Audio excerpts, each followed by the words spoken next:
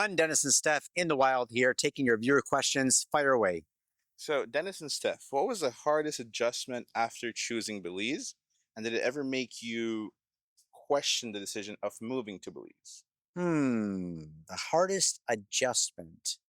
Yeah, I gotta say we did have it pretty easy. I have one. Yeah, okay. All right, go ahead. Family and friends. Family and friends. Okay. I'm very close to my family and my friends. And I was a little worried that it would be super hard leaving my parents, my family, but I still stay in really close touch with my friends and family from to the States. And they come here and we go there. And it's not as bad as you'd think.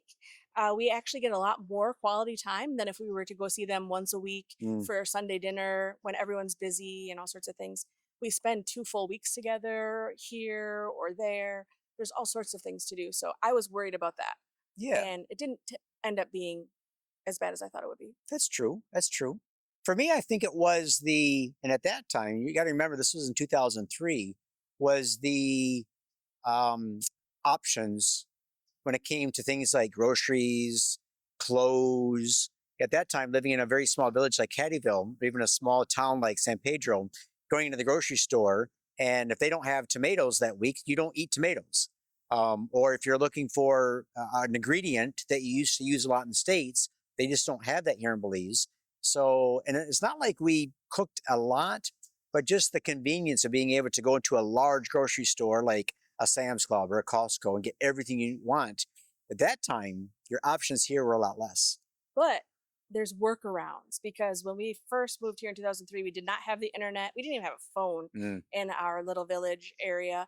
And I wanted to make cake, but I could not. I didn't have a recipe. I didn't have a recipe book.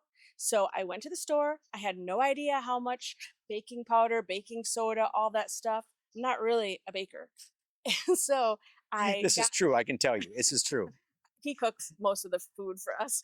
And so I got some bananas and I got some eggs and flour, and it turned out amazing. And I was so proud of myself. It was really good. I was shocked that I figured it out. So even some of the bad things or weird things or funny things that you think are going to be a problem turns out to be one of the things you remember the most. That it's a lot of fun. Yeah. Yeah, so those two things, I think you're right, baby. And things have changed a lot now, at least from the supply perspective. Yeah, so you can get a lot of things now. So easily. many things. Yeah. I mean, the things I missed was like sauces, American sauces, or ranch dressing. Yeah. On everything. Yeah. Yeah. I miss that kind of stuff, but now it's everywhere. Yeah. And you can get really good homemade ranch at like Blue Water Grill or the restaurant. So right. I would say clothing. Clothing, okay. Because sometimes I want a little bit of more of like a casual dress or like a dress for a video or something that's a little bit more non-beachy.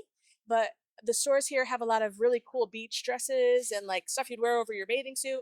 And that makes sense because that's what the tourists come here and the travelers come here to wear.